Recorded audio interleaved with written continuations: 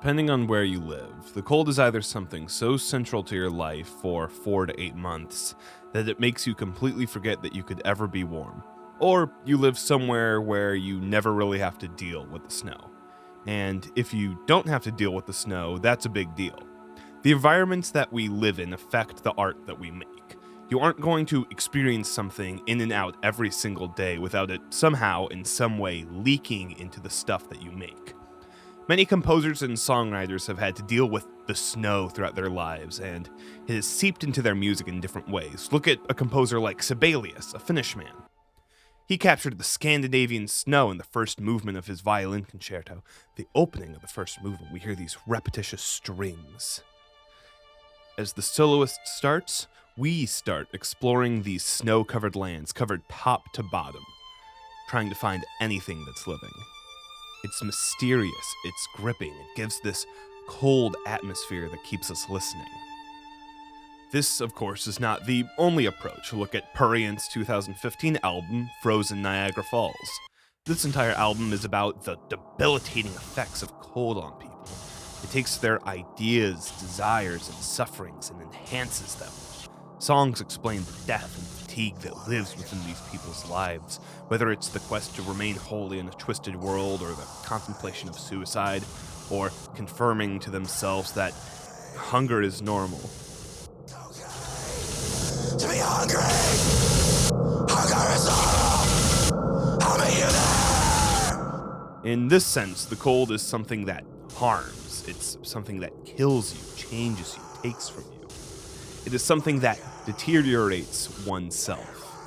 For more on this amazing album, please visit Codex's channel and watch his fantastic, just incredible video essay on Frozen Niagara Falls.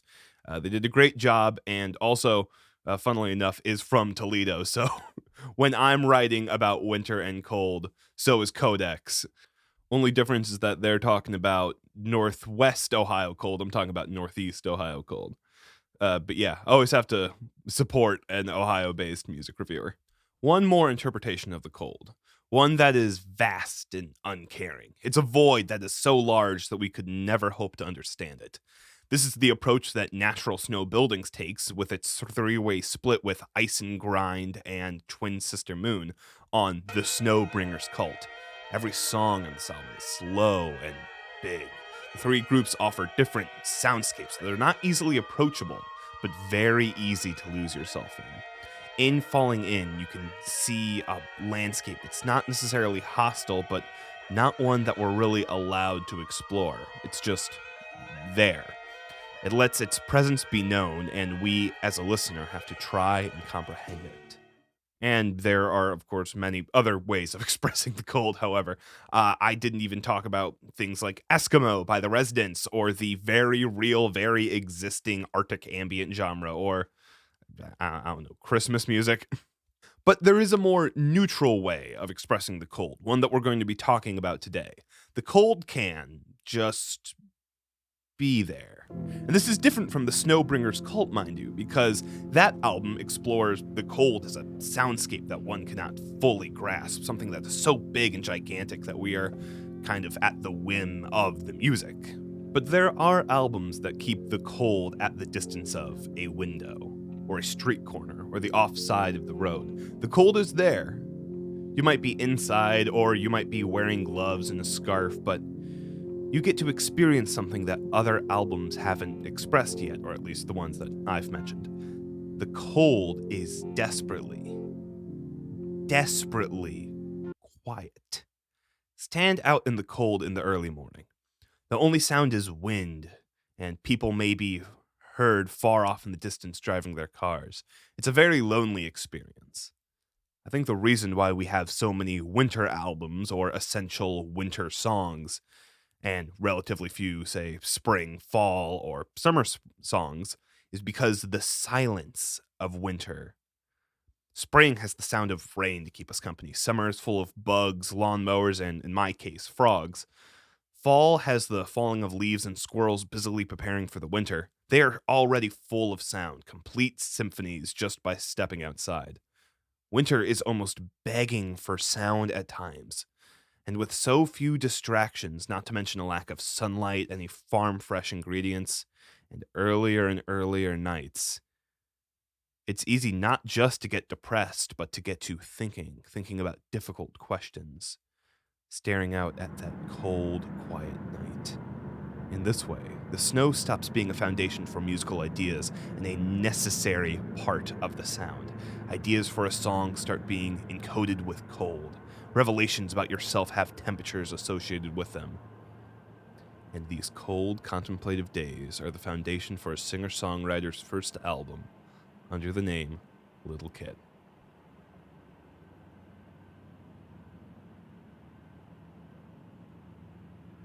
In 2009, Kenny Boothby released Train, a 10-minute song with only 3 minutes of what we would consider to be, well, a song. The song starts with this haunting piano stab, starting in the upper register and instantly going down to the lower keys, with a sound that swirls around us, instantly sending us into a fog, a dense fog that takes away the room that we're in. Boothby completely has us in this atmosphere. But through the fog shines two guitars, one playing the riff of the song and the melody as well, while the other strums 16th notes, more likely than not trying to imitate the sound of a moving train, the chugga chugga chugga chugga. The riff has an optimism to it, but is more melancholic than happy, and the train-like guitar circles around us in the same way the piano did. And the vocals come in, along with the piano that plays in unison, which cements the song in a melancholic mood as Kenny Boothby sings.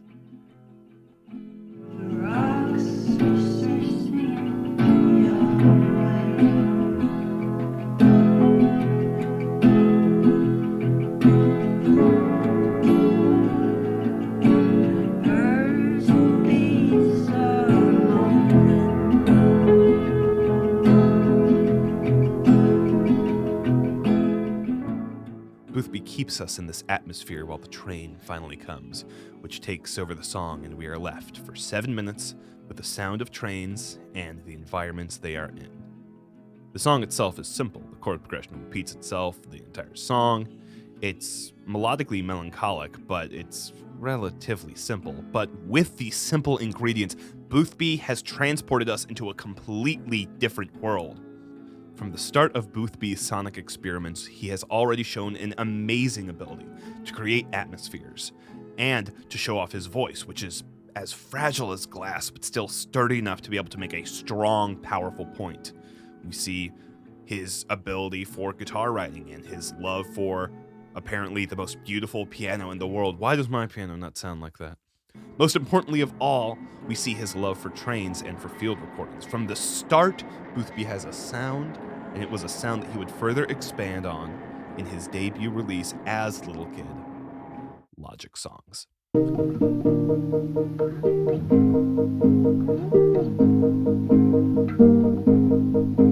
Logic Songs is one of those albums that has been a part of my life for such a long time that I legitimately cannot remember my life before it. It has been there every winter, every sad day, every cold night. It just won't leave me, and I'm so thankful for it. Within this album's 50-minute runtime is some of the greatest winter music I have ever listened to. It's music that's perfect for contemplating your life during cold nights, visible only by neighbors' lights across the street. Everything about this album comes together to make a beautiful piece of art, a piece that I can get lost in over and over and over again. I think one of the reasons why this entire album works so well together is because it's all done by Boothby. If I had to lock Logic Songs into one specific genre, I guess it would be lo-fi, singer-songwriter folk, and everything is done by Boothby, from the recordings of the clarinets to singing. All of it is his, and it gives the album a very personal vibe, one in which Boothby looks deep into himself to try and understand his relationship to God, but we'll get to that later. It's clearly more interesting right now to dive into clarinets. The instrumentation on this album is one of the more interesting things on it. In terms of singer-songwriter, the common elements are there. You have guitar, you have voice, and the occasional piano. That's your bread and butter right there. But there are some interesting elements that enter into the equation. For an example, a clarinet appears in the song Let There Be Light, an organ appears in song number 9, and Casio synths, the hallmark of lo-fi, appears everywhere on this album. But the most present sound and the most refreshing sound on this record is London, Canada. And London, Canada fills up every single song. The album starts with a field recording and ends with one as well, and everywhere throughout the album you can hear cars in the background or the sounds of rooms. And of course, trains, most of all. We hear London in all of these songs, and this prevalent use of field recordings grounds the album very firmly within a time and place, adding to the lyrical content of the album, which was also placed in a firm time of questioning within Boothby's life, which, again, we'll get to later. The field recordings also have an innocence to them at times, especially with the instrumental track on the album being a literal tape recording of a piano lesson. One can imagine Boothby going around with a cassette tape and recording sounds that they thought were cool. As someone who owns 2 Zoom recorders, I can understand this lust for cool sounds very well. I wanted to go to London for this video, but there's no way that I was going to be able to get across the border in time for this video, so I'm sorry. Through the recordings, we can hear the cold environment that wraps around all the ideas that are present on this album. The production of this album also adds to the atmosphere. Most of the tracks were recorded on a 4-track, giving each track a glorious lo-fi sound that makes the album just makes it sound amazing. Look at a song like Bearably Sad, one of my favorite examples about how lo-fi can bring a song to life. The song is a ballad about how life is miserable, but we can get through it without God, being content to exist without eternal reward. This is already a great idea for a song, and we will explain why it's great when we get to the album's strongest trait, but this is clearly a song in defiance against God. And we learn this because by the end of the song, Boothby is screaming, and it sounds like the tape is going to explode.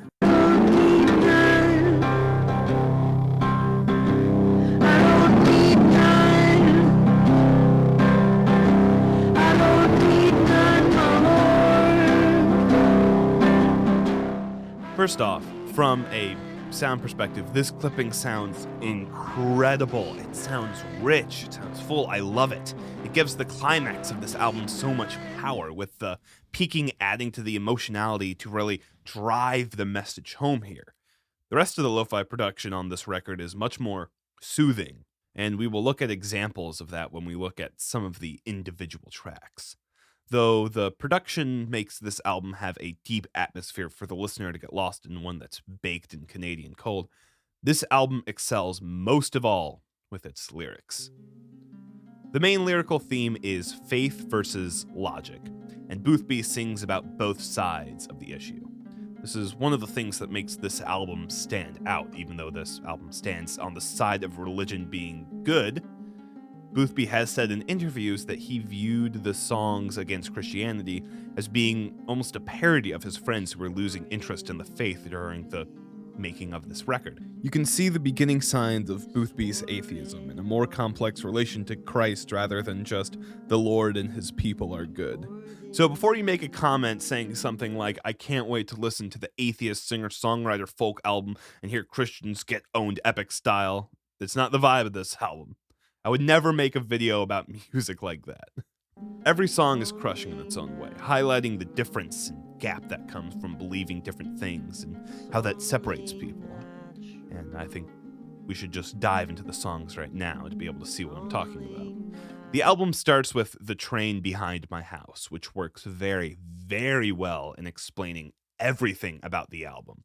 Explaining its sound, explaining its themes, what it wants to explore. It works so well as a firm mission statement for the next 50 minutes.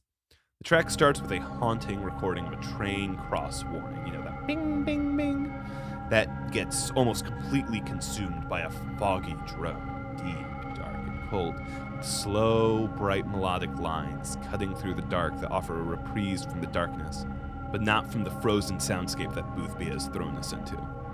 But all of that gets melted away with the warmest sounding classical guitar I have ever heard. A guitar so warm that it washes away the drone, but still keeps the train warning that chimes through the entire track. And we're able to hear the first set of lyrics. You used to shake the ground, and the walls around my house, but I found comfort in the sound. Like I said earlier, this track is going to explain everything that this album is going to explore. Clearly, these lyrics represent loss, or the absence of a presence that was once so full of life, so powerful that it remains just as strong even when it's far, far away. We would probably think of this as being, a song about a girl or a boy, I don't know, someone that we have feelings for, and we would feel that until we hear the next set of lyrics. I used to know your word, believed the things I'd heard, but sometimes, Lord, it seems absurd. Wait a minute, this isn't about cute boys, this is about Christ. God is clearly the train. Well, someone cute could also be the train, and in reality, it's a mixture of both of them.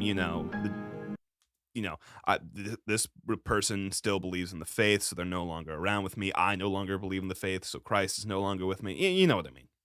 The point is that these lyrics ruin me. And when combined with other elements like the piano playing octaves in the higher range, or the Casio keyboards that add this extra flourish and warmth to everything, and the ringing of the train crossing warning, it creates such an atmosphere of loss, yet warmth for remembered times where the walls shook with an energy that can no longer be observed. It's very heavy stuff. It's one of the best songs on the album. If this song doesn't grip you from the very start, this album isn't for you. I'm sorry. Focusing on the lyrics again, the main subject of most of the songs on this album is one person staying with God, while the other loses faith due to not being satisfied with the world that God has set out for them. Look at a song like Let There Be Light, for instance. The song is centered around someone who has faith, who left the faith, looking at someone who is falling deeper and deeper into the faith. This song, we can see some of Boothby's quote-unquote ironic lyrics, such as feeling sick from the mana, or the ending of the song where he asks God why does he not light up the night that they are stumbling through. I mean, well, the hook of the song is literally, I might not be wrong. That's literally what what Boothby sings, which is of course a callback to the other song on this album, You May Not Be Right, which is, it's funny. I imagine this being the argument that was told to Boothby by his friends who were leaving the faith. That kind of ironic, over-the-top atheism is also present in Bearably Sad, which we've already covered. The main character of that song, of course, being overly stubborn by the absence of God. You can see Boothby painting an over-the-top caricature of atheists, but one that might hold a little bit more truth than young Boothby might want to admit. As much as this album likes poking fun at atheists, there is mention of heartache and sadness that Boothby feels from being divided from friends and loved ones due to the faith. This is found in the song The Lord Made Me Leave You. This is the song on the album that Boothby says he's most proud of 10 years later, and in my opinion is warranted in that opinion. Unlike The Train Behind My House, this song is for sure about another human being. In terms of instrumental accompaniment, it's just Boothby's voice with guitar and the occasional harmony, but it gives the track a very personal feel, and the lyrics do most of the heavy lifting for why the song is so powerful to me. The song is filled with a sadness and regret, with Boothby explaining how they did not want to leave this person, how it was more the faith's doing, and how other people said that you'll never be alone if you have Christ by your side, or that hopefully Boothby will be able to meet this person again in heaven, whether together or separate. But throughout the song, you feel this sense of unease that the main character, who I assume is Boothby, feels that these divisions, these separations, are not in their own best interest, and that perhaps these differences should not be taken as seriously as previously thought, especially if it makes Boothby this miserable. It's a heartbreaking song, one of those tracks that stayed in my head ever since I heard it. Okay, I've gotten to the part of the script where it kind of went off the beaten path, but I'm going to leave it in because it makes me laugh. Okay, so it's now 2:17 a.m. and I'm just now realizing that Logic Songs is my second favorite singer-songwriter lo-fi folk album, whose main subject matter is losing the faith and falling away from others, with that isolation resulting in cold Canadian days alone. And that my favorite lo-fi folk album of all time is even Oxen's Array Above the Seraphim Lights, which in my opinion is up there with A Love Supreme, The St. Matthew's Passion, and Repent as the greatest expressions of love of Christ we will ever see in music, which it's an album entirely about the Lord. I mean, there are lyrics on that album there's lyrics on the album that are like, Jesus my Lord, if only the wait wasn't so long. Or even if your spirit would stay and sing me a song. Like, have you ever heard anything so amazing and full of love and life? I bring up even Oxen in this case because A, the music is amazing. It's so good. And B, I want people to know that good Christian folk music exists.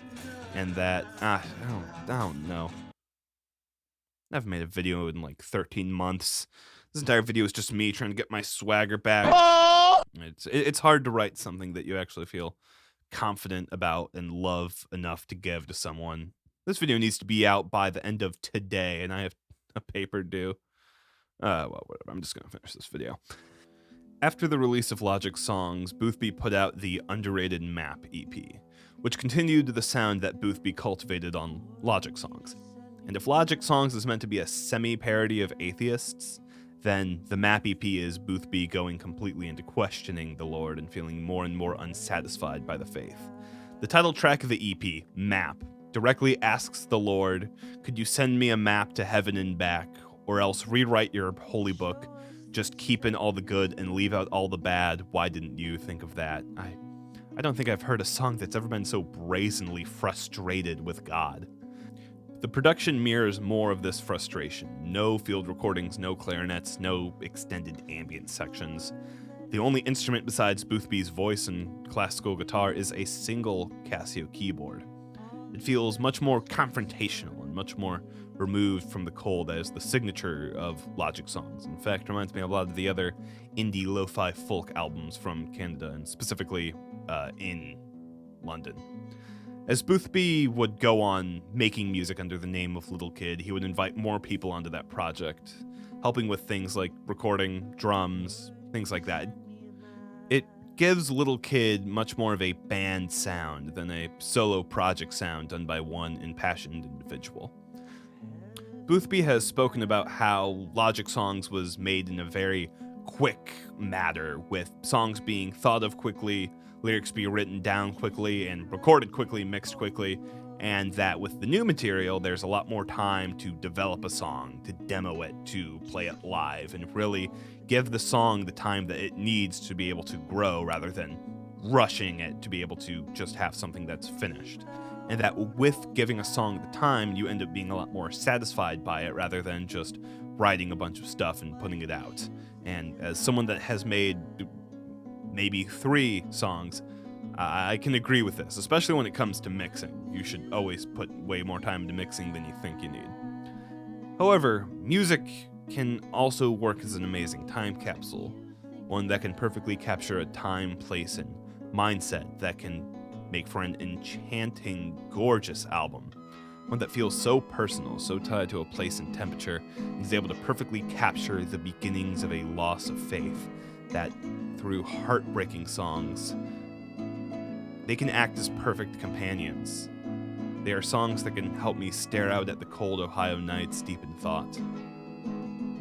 What Boothby accomplished here is creating songs that will stay with me forever. Songs that so perfectly capture a time and place that I also inhabited that I can't imagine my life without them. Okay. Haven't covered enough, but I covered what I can right now. I think I got my swagger back. I'm good. I think I got my swagger back. Oh! I'm gonna try and get the next video out soon. I know what I want to do with it. I know exactly what I'm going to do. It makes me laugh, so I'm gonna do it for sure.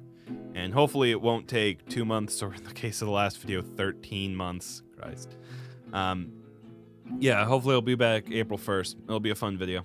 It'll be a different video, but it'll be a fun video. Okay. Thanks for watching. Thanks to Ash and Nico for being patrons for the entire time that I wasn't uploading. You two are so lovely. Everyone who stayed, subscribed, to the people that joined during this break. I don't know why, but thank you so much for that as well. I don't know, it just means a lot that you remembered some silly YouTuber Piplub while they were away. It really does mean a lot. To everyone new who just joined, hello. I promise there's going to be some cool stuff in the future. Please stay around. In my update video, I put like a big list of like ideas that I have, basically copied it directly out of my Google Doc folder, and no one has seemed to comment on one of the video ideas just being called twerking video. So keep in mind, that's the kind of stuff that I'm doing. I don't want to just talk about music albums. I want to talk about dance, and I want to talk about movements and specific people as well. There's gonna be a lot of fun music stuff on here. So expect cool stuff in the future. And yeah, I'm going to sleep for a very long time now. Thank you so much. Okay, feels good to be back. Thank you. Bye-bye.